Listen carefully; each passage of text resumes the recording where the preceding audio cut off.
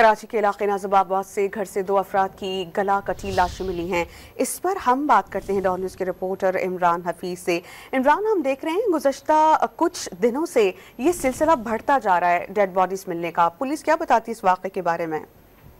देखिए सुनिए, ये नाजिबाबाद चावला मार्केट है, रिजविया थाने की हुदूद है। ये जो कच्ची आबादी जहांगीराबाद के एक घर है, वहाँ से ये 2 अफराद की लाशें मिली हैं। जो इब्तदाई तौर पर जो पुलिस की जानिब से मालूमात हासिल हो सकी है वो ये बताया कि ये दोनों अफराद जो हैं मेट्रोविल पर बर्फ का काम करते थे।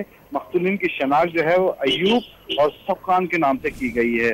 अयूब की फैमिली जो है 3 हट्टी के करीब रिहाइश पजर है, लेकिन ये यहाँ पर जो है वो सफ खान के साथ जो है तकरीबन 7-8 साल से यहाँ पर इसके साथ ही रह रहा था। जो लाशें जो हैं वो बाज़ शहीद अस्पताल मुंतकिल कर दी गई है और जो कत्ल गारत किया गया है, जो उनको हलाक करने का वाक़या जो है गुज़िश्ता शब पेश आया था। जी, बहुत शुक्रिया, आप हमें अपडेट कर रहे थे इमरान।